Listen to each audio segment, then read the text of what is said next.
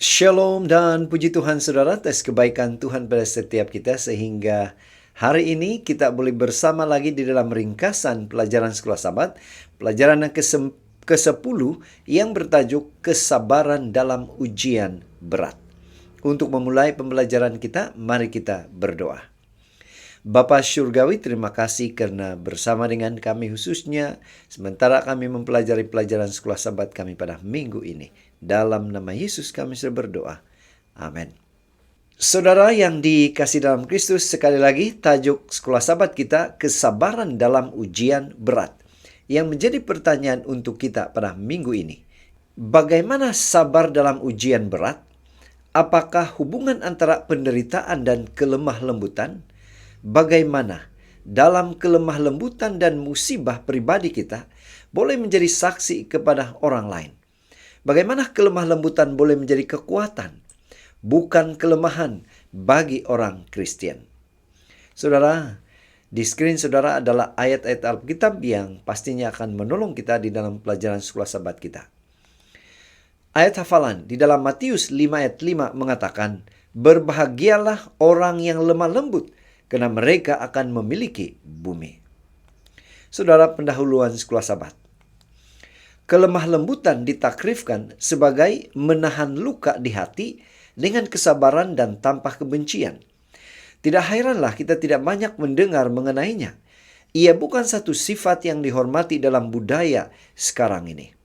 Kadang-kadang Alkitab menerjemahkan perkataan ini sebagai rendah hati. Sekali lagi, kerendahan hati bukanlah sifat perwatakan yang wajar oleh kebanyakan budaya.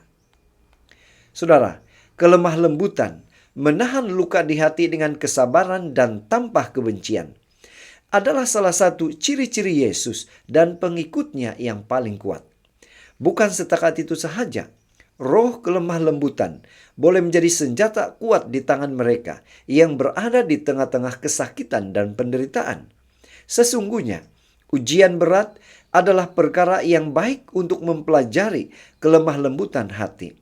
Karena melalui kelemah lembutan dan musibah pribadi kita, boleh menjadi saksi yang kuat bagi Tuhan. Dan untuk mempelajari pelajaran Sekolah Sabat kita lebih jelas, kita akan membagikan kepada 5 tajuk seperti yang ada di screen Anda. Kita masuk ke tajuk yang pertama, yaitu roti yang dipecahkan dan anggur yang dicurahkan. Yang menjadi pertanyaan, apa tujuan Tuhan menempatkan Yehezkiel di dalam ujian atau musibah yang berat? Bagaimanakah jiwa yang remuk boleh digunakan oleh Tuhan untuk menolong orang lain? Bagaimana mempraktikan kelemah lembutan dalam penderitaan? Yehezkiel 24 ayat 24 mengatakan, "Demikianlah Yehezkiel menjadi lambang bagimu, tepat seperti yang dilakukannya, kamu akan lakukan. Kalau itu sudah terjadi, maka kamu akan mengetahui bahwa akulah Tuhan Allah." Saudara, di seluruh Alkitab terdapat contoh orang yang patah hati, dipanggil untuk melayani orang lain. Musa dipanggil untuk menahan gelombang gosip dan kritikan yang tidak berkesudahan semasa dia membawa orang Israel ke tanah perjanjian. Yusuf dipanggil ke satu perjalanan yang melibatkan pengkhianatan dan pemenjaraan ketika dia dibawa ke jabatan pelayanan di Mesir. Dalam setiap kes, Tuhan mengizinkan situasi tersebut agar kehidupan umatnya dapat menjadi teater untuk melihat rahmat dan pemeliharaan Tuhan, bukan sahaja untuk diri mereka sendiri, tetapi untuk kebaikan orang lain juga. Hati Yehezkiel juga hancur berkeping-keping setelah istrinya meninggal. Tuhan memintanya untuk melakukan sesuatu yang tidak biasa dalam keadaan seperti itu, yaitu jangan menangis. Yehezkiel 24, 16 hingga 18. Saudara, pecahan-pecahan Yehezkiel menjadi pengumuman dan contoh bagi orang Israel. Melalui teladan Yehezkiel, orang Israel akan yakin dengan kebenaran tentang siapa Tuhan itu. Tuhan yang berdaulat, dan mereka akan melihat kebenaran ini, sementara mereka mengalami penggenapan nubuatan yang dilambangkan oleh kehidupan Yehezkiel, penderitaan yang dia telah hadapi. Tuhan mungkin menggunakan kita dengan cara yang sama. Tuhan boleh menggunakan pecahan-pecahan kita untuk membantu orang lain jika kita dengan rendah hati menerima penderitaan itu. Tajuk yang kedua, yaitu perantara memohon belas kasihan. Apa peranan perantara? Apakah alasan yang Musa berikan untuk meminta Tuhan tidak membinasakan Israel? Saudara, Keluaran 32:11 katakan, lalu Musa mencoba melunakkan hati Tuhan, Allahnya, dengan berkata, mengapakah Tuhan murkamu bangkit terhadap umatmu yang telah kau bawa keluar dari tanah Mesir dengan kekuatan yang besar dan dengan tangan yang kuat? Saudara, selepas orang Israel mula menyembah anak lembu emas, Tuhan memutuskan bahwa mereka telah melampaui batas dan mengumumkan bahwa Dia atau Tuhan akan memusnahkan umat itu dan menjadikan Musa satu bangsa yang besar. Musa dikenal sebagai orang yang paling lemah lembut, Bilangan 12 ayat 3. Meskipun ia harus terus-menerus menghadapi keluhan dan perlawanan. Tetapi daripada menerima tawaran Tuhan, Musa memohon agar Tuhan menunjukkan belas kasihan kepada umatnya. Maka Tuhan mengalah. Keluaran 32 ayat 1 hingga 14 membangkitkan dua isu penting. Yang pertama, cadangan Tuhan untuk membinasakan orang Israel yang memberontak dan memberkati Musa adalah satu ujian baginya. Tuhan mahu Musa menunjukkan betapa besar belas kasihannya terhadap orang-orang yang sangat tidak taat itu. Musa lulus ujian itu seperti Yesus. Dia memohon belas kasihan bagi orang berdosa. Artinya, kadangkala Tuhan mungkin juga membenarkan kita menghadapi tentangan. Dia mungkin mengizinkan kita berada di dalam perapian supaya Dia, kita dan alam semesta yang memerhatikan dapat melihat betapa besar belas kasihan kita terhadap mereka yang sesat.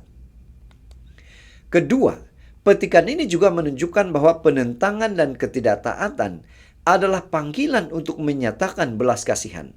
Belas kasihan diperlukan ketika orang tidak layak menerimanya.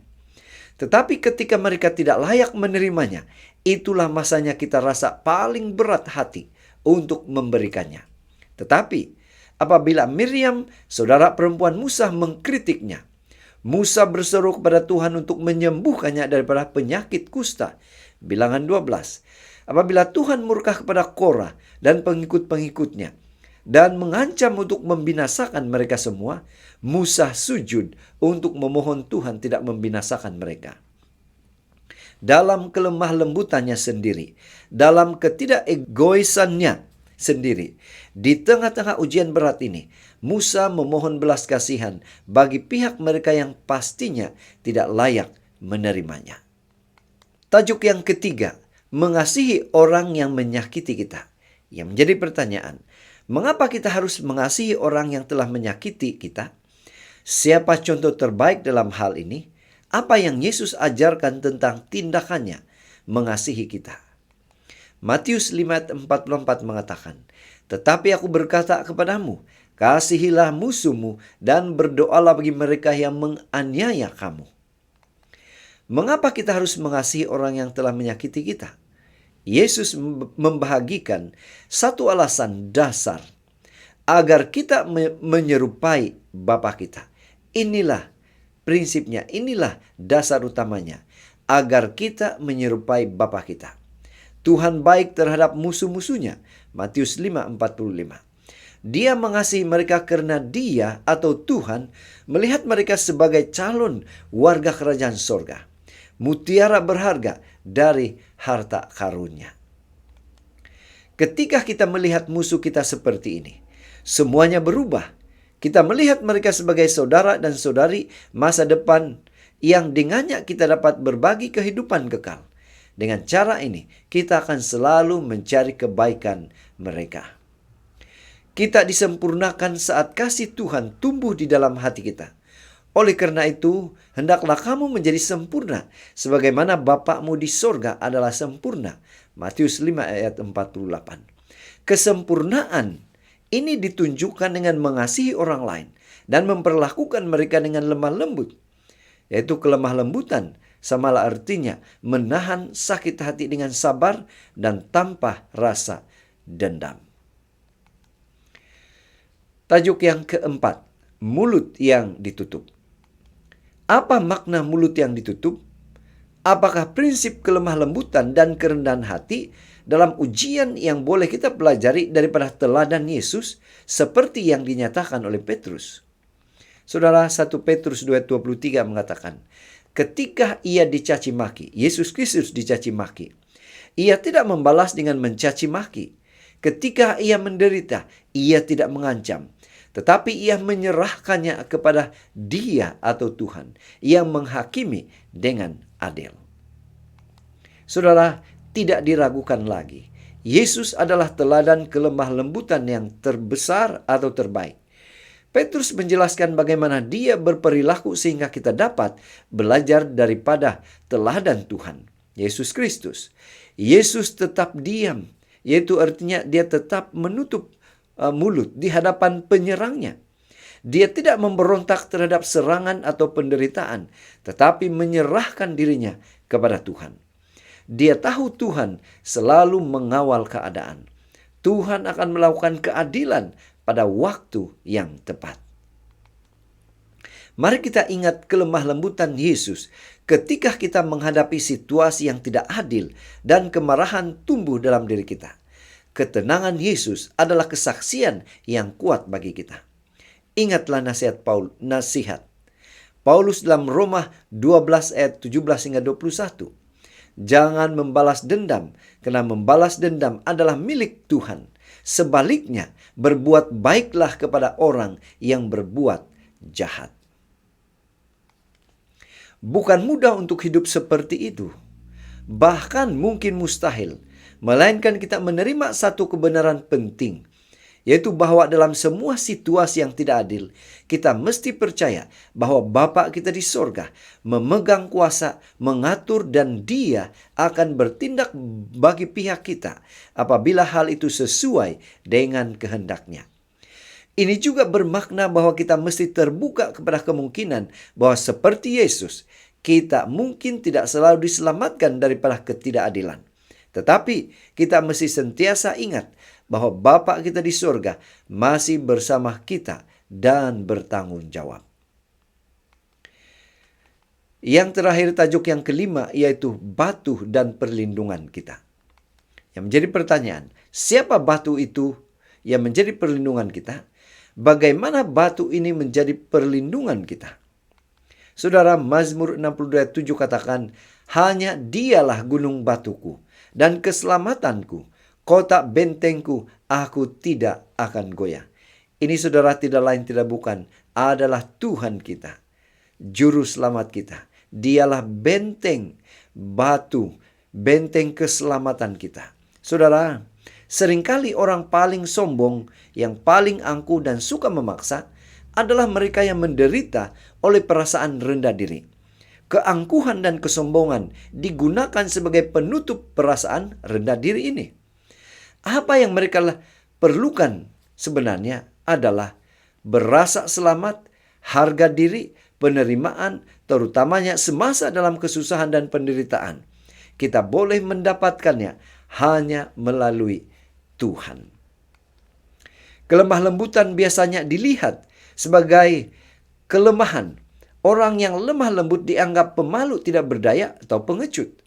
Kelemah lembutan orang Kristen didasarkan pada batu karang. Dan siapa batu karang itu?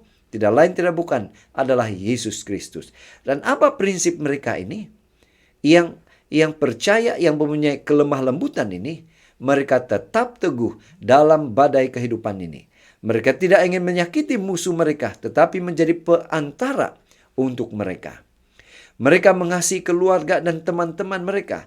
Bahkan jika ada orang mengkhianati atau menyakiti mereka, mereka menempatkan keadaan buruk di tangan Tuhan. Mereka tahu bahwa Tuhan selalu memegang kendali. Dia melakukan pekerjaannya untuk kemuliaan namanya. Tuhan adalah sumber kelemah lembutan yang terbaik. Pena Inspirasi juga menjelaskan, jika kita memiliki kerendahan hati Tuhan kita akan lepas dari sifat remeh, penolakan, sakit hati yang ke dalamnya kita terjerumus setiap hari. Dan tabiat-tabiat itu akan berhenti mendatangkan kegelapan atas jiwa. Bukti yang tertinggi dari ketinggian budi di dalam kekristenan ialah pengendalian diri. Orang yang ada di bawah kejahatan dan kebengisan gagal memiliki sifat tenang dan roh yang penuh kepercayaan, serta merampok Tuhan dari haknya untuk menyatakan di dalamnya kesempurnaan tabiatnya. Kerendahan hati itu adalah kekuatan yang memberi kemenangan kepada pengikut-pengikut Kristus. Dari pelajaran Sekolah Sabat kita pada minggu ini, kita boleh menyimpulkan, kita akan menghadapi kesusahan dan ujian-ujian berat dalam hidup ini. Ujian-ujian ini mungkin akan dipermudahkan jika kita mempunyai kerendahan hati. Ini adalah hati yang sama yang Yesus miliki ketika dia di bumi ini dahulu. Jika kita sama dengan Yesus, maka kita tidak akan terguris apabila orang menghina kita. Penghinaan mereka tidak akan membuatkan kita sedih. Apakah satu perkara yang menunjukkan bahwa kita adalah orang Kristen lebih daripada segala-galanya? Jawabannya adalah pengawalan diri. Jika seseorang menyakiti Anda, percayalah kepada Tuhan, bertenanglah. Jika Anda gagal untuk bertenang, maka Anda merompak Tuhan. Bagaimanakah Anda merompak Tuhan? Anda mencuri daripadanya peluang untuk menunjukkan bahwa rohnya yang sempurna tinggal di dalam diri kita. Kerendahan hati menjadikan kita kuat. Kerendahan hati membantu kita memenangi pergumulan kita. Apabila kita rendah hati, kita menunjukkan bahwa kita terhubung dengan Tuhan di sorga. Desire of Ages halaman 301. Saudara, sekian saja ringkasan pelajaran Sekolah Sabat kita pada minggu ini. Semoga ini serba sedikit menolong, membantu kita di dalam mempelajari pelajaran Sekolah Sabat kita. Tuhan memberkati. Mari kita berdoa. Bapa Syurgawi, terima kasih karena Engkau hadir bersama dengan kami sementara kami mempelajari pelajaran Sekolah Sabat pada minggu ini. Dalam nama Yesus kami sudah berdoa. Amin.